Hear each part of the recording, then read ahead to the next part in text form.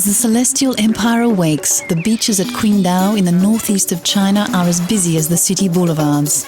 At 6 in the morning, it's time to harness one's energy by catching flies or gazing at the horizon from a rather different angle.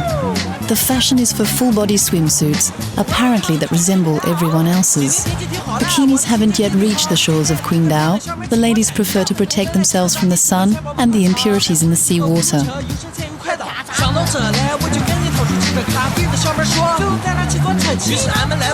Most of these gymnasts are 60-somethings, the Mao generation, when physical exercise was as mandatory as party membership. The morning warm-ups are obligatory for most company employees.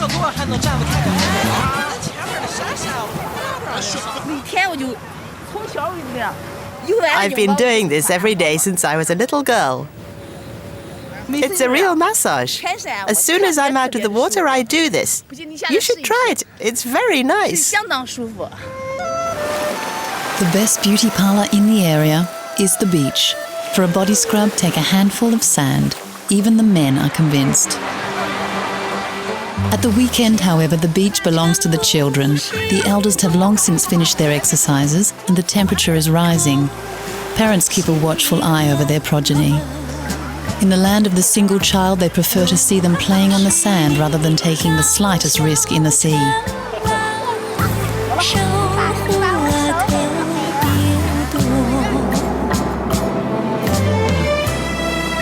Behind the seafront, Qingdao boldly declares its modernity. In this city of 8 million inhabitants, skyscrapers have sprung up at an impressive pace, a testament to the booming Chinese economy. With export revenue ever increasing, China now boasts the vastest cash reserves in the world and has even overtaken Japan.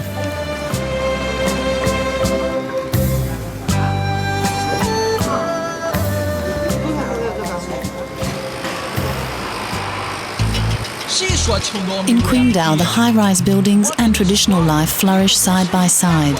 For some, success is synonymous with a new way of life, Western style. Wang and Wu now prefer to be called Frank and Anna. They both work for Western companies and belong to the rising DINK class, double income, no kids.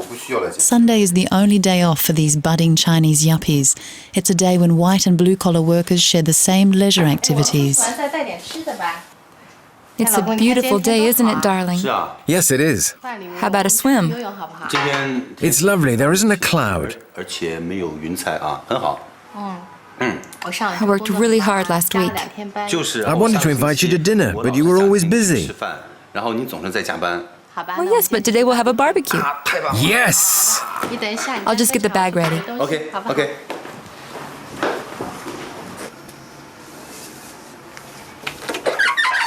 The Western influence on the beach, however, has its limits, particularly in terms of fashion.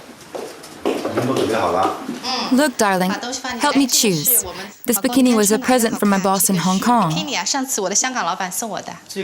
It's nice, but in Qingdao, forget it. It's too sexy for Qingdao. Oh, all right. Well, look at this one. That's good. It's a nice color, and it suits you. They're grapes, too. I'll put them in the bag. I'll go and get the rings now. At the foot of the bed and already inflated, the rubber rings are ready for their weekly excursion. Oh, it's heavy. Can you come and help me? Okay, I'm coming. You take the big one, I've got the little one. Are they properly blown up? Oh, yes, no problem. Physical work is a man's job.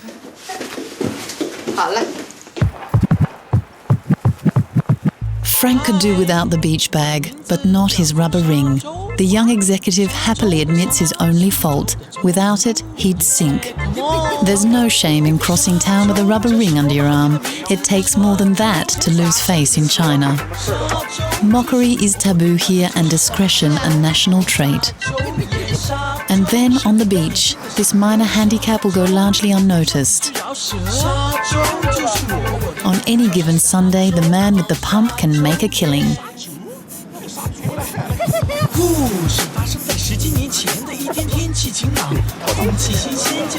Go ahead, try it. There's no problem.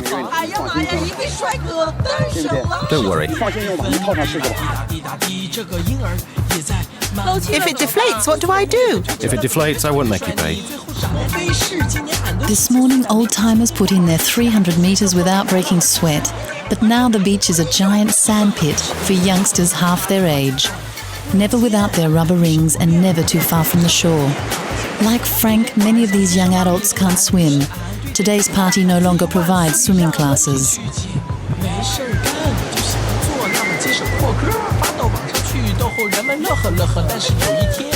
Access to the changing room costs 4 euro cents and includes a foot bath, a veritable Chinese soup. Anna and Frank are ready to take the plunge. On Sundays, even for a young dynamic executive, nothing beats splashing about in the water.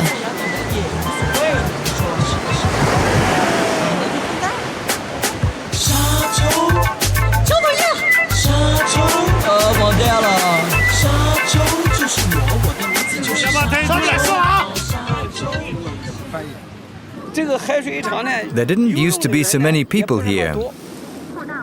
Why? Because in the 90s, the city of Qingdao wasn't open to everyone. And then nobody knew how to swim at that time. There were fewer inhabitants. When the city opened up to tourists, a lot more people started coming and the beaches were cleaned up. Now, during the summer in Qingdao, you can count on between 10 and 20,000 people a day. People have more money, so they can take advantage of the nautical activities. Mr. Wen is a former sailing instructor for party managers. He owns the first private sailing club at the end of the city's main beach. But today Mr. Wen is worried.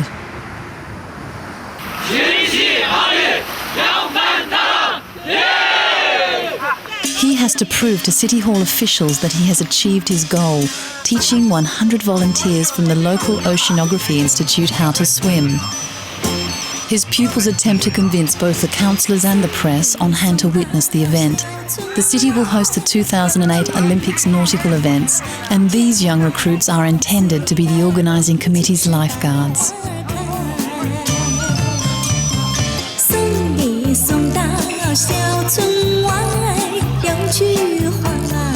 There's still a year to go before the Games, fortunately. It's hard to say who's drowning and who's saving.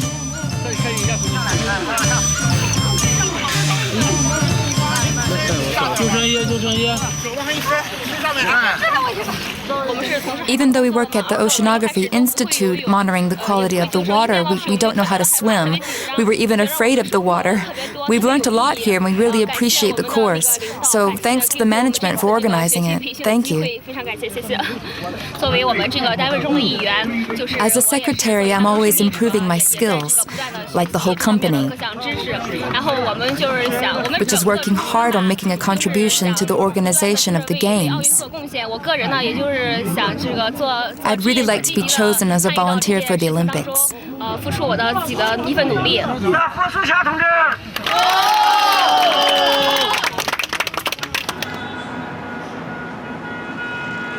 Frank is German. He settled in Qingdao to develop cultural exchanges between the city, Germany and France.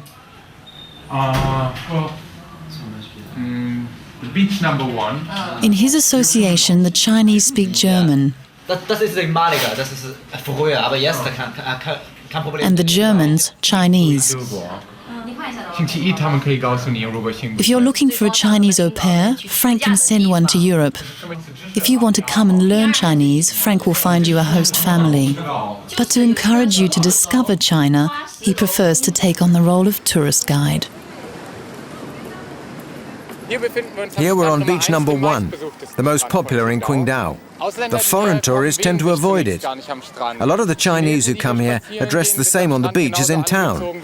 They sit on the beach without towels. And when they go to the beach, they don't go swimming right away like the Germans do.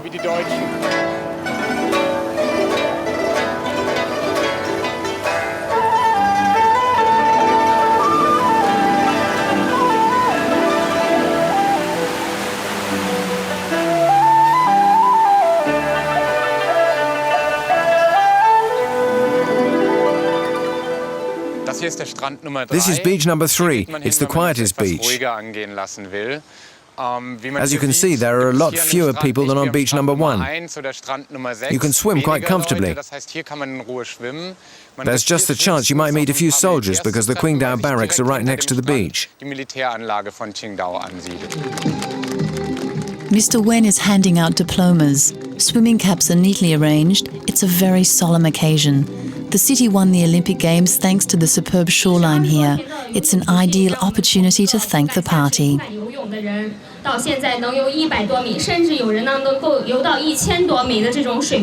In the background, a bride is posing for her wedding pictures.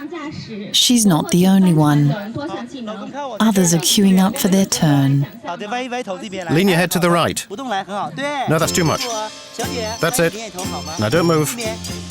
Will the bridegroom still be smiling when he receives the bill? Between 300 and 1,000 euros for the poster and family album. A real luxury in a country where the average monthly salary is less than 200 euros.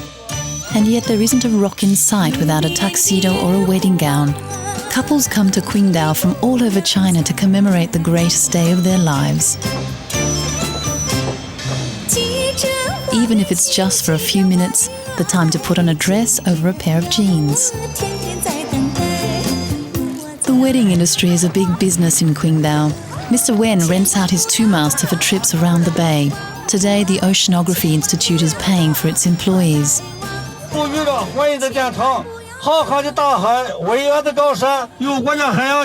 Is it kitsch or romantic? That's for you to decide. But here there is nothing cooler than exchanging wedding rings in the Qingdao Bay and throwing your vows of fidelity into the China Sea.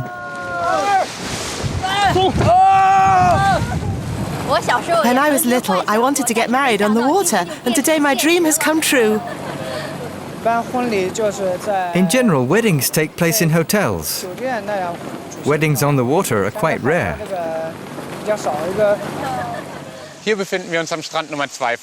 This is beach number 2, which has a long history. A century ago, Germans lived in this castle. They used to parade on horseback on beach number 2. More recently, Mao swam here 5 times. And now the Chinese come here for their wedding photos, because everybody agrees that it's the most beautiful beach. For the wedding albums, every setting appears to be ideal, even the most anachronistic, like this castle built by the Germans in 1903. At the time, the town counted more than 1,600 German residents. Germans who come to China on business today can feel very much at home in Qingdao. Certain neighborhoods have retained something of a Bavarian charm.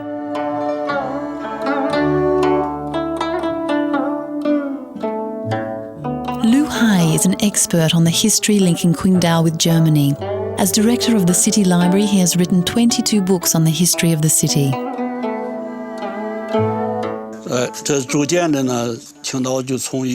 Qingdao started out as a fishing village and then grew into a city.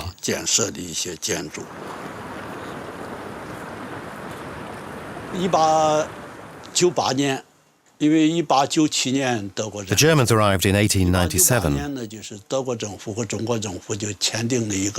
They made a treaty with the Chinese government.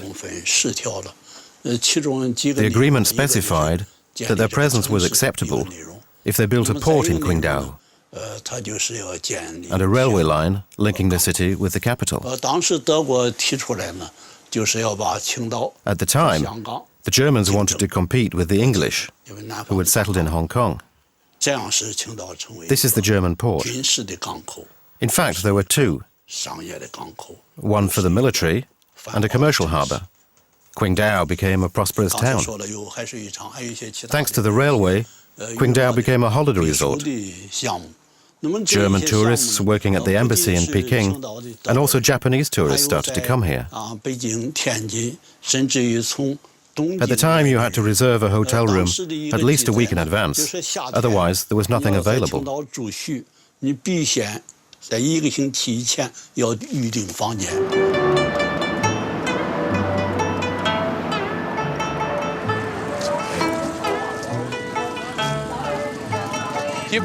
We're on beach number 6 here, the smallest in Qingdao, which is directly on the way to the old town. A lot of Chinese come here who can't travel abroad because they need group visas for that. So they come here to Qingdao, which has become China's #1 tourist destination.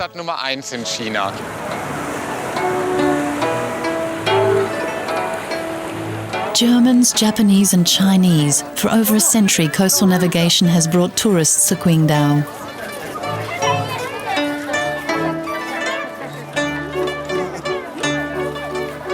Others may choose to explore inland, hiking and trekking on Mount Lao.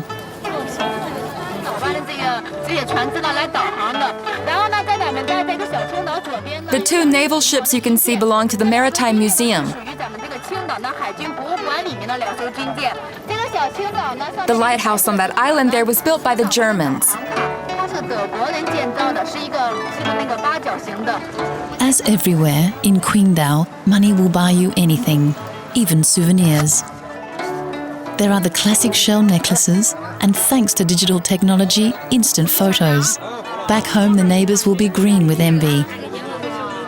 The must is when the beach and the pagodas harmonise in a distant, hazy azure sky.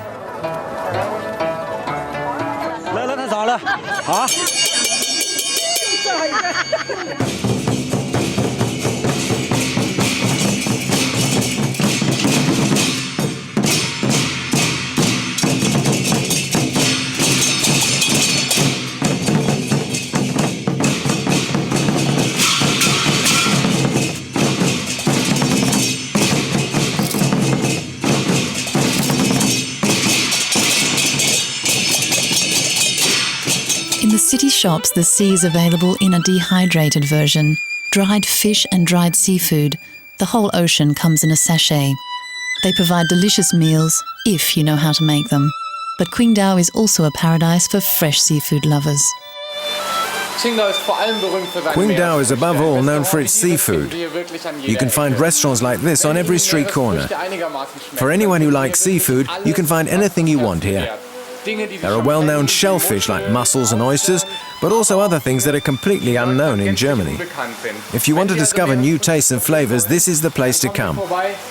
You can sample shellfish that certainly taste very strange, but you have to try them at least once. At least once. Okay, let's try the sea worm.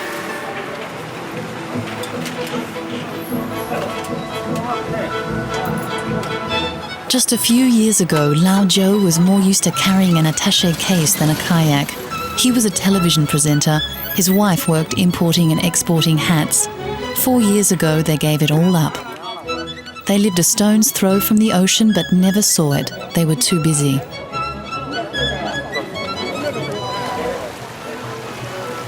But today, Lao Zhou would never give up a kayak outing to see the pagoda. Helen has turned her hand to gala fishing, a national sport at low tide. The gala is a kind of sea snail and they are hard work. You have to walk on razor-sharp rocks and be careful of the little critters as they are riddled with parasites. It is said that they form Qingdao's principal food, which is just as well as they are free and close at hand. We're looking for shellfish on the wet sand.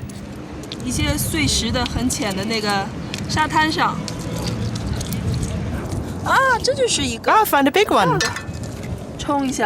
I'll wash it in the water. They're so tasty. Look, I found a huge one.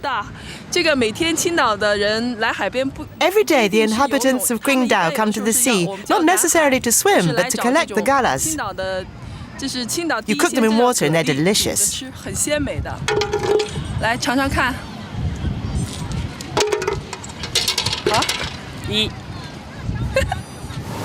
But a dish of shellfish is nothing without the right drink to accompany it, as the locals would say. For them and for most Chinese food fans in Europe, Qingdao is first and foremost known for its beer. The Chinese brew more than 5 billion litres of the frothy nectar every year.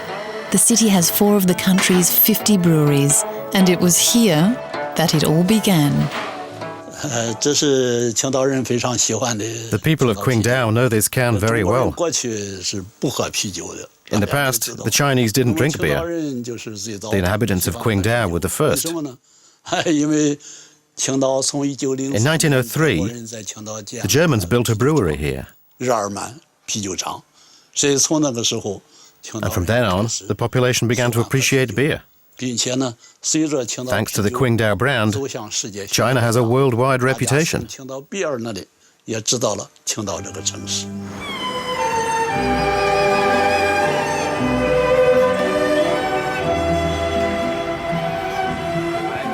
As usual in the evening, Lao Zhou goes to buy a bag of beer for dinner.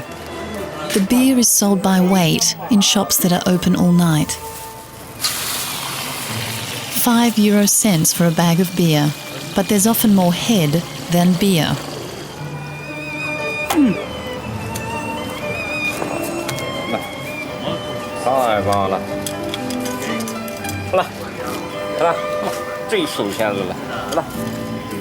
The husband is in charge of the beer, the wife of the kitchen. She's preparing the galas. The couple run the city's smallest hotel, a small hotel with a vast menu concocted by Helen. Lao Zhou continues our induction course in beer etiquette.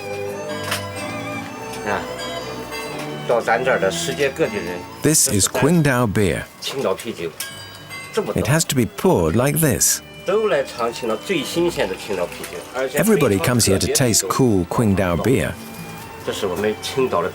This way of pouring the beer is unique in the world.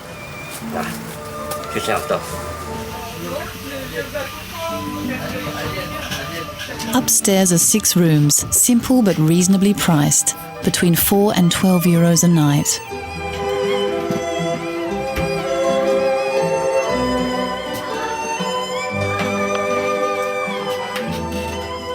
On the ground floor is an astonishing miniature second-hand goods store. The customers love it. Word has got around and it has become a popular attraction. Helen sells objects from around the world and second-hand clothes.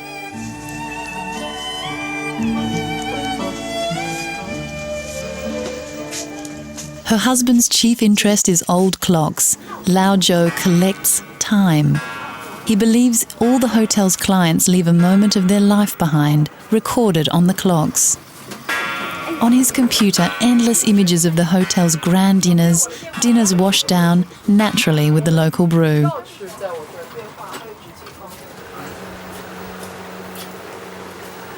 The sea here even extends to the toilets.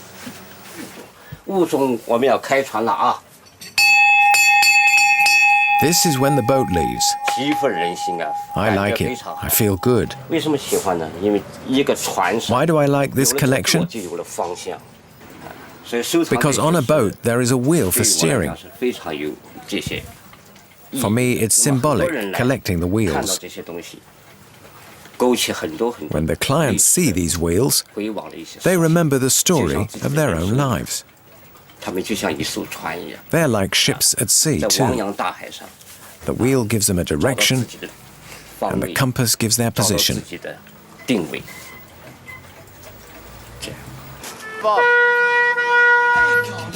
Let us leave Lao Zhou to his musings and his beer, and visit one last time the bustling city of Qingdao at night. Portraits are drawn, children are taken for a walk. The seafront here never really sleeps.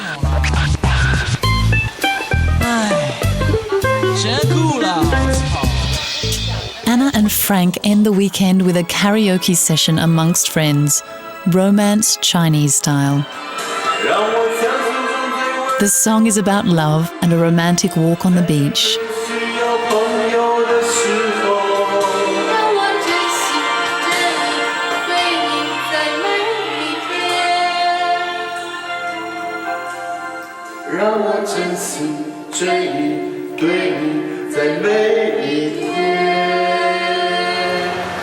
A beach that will stretch itself back to life once more when the sun rises over Qingdao.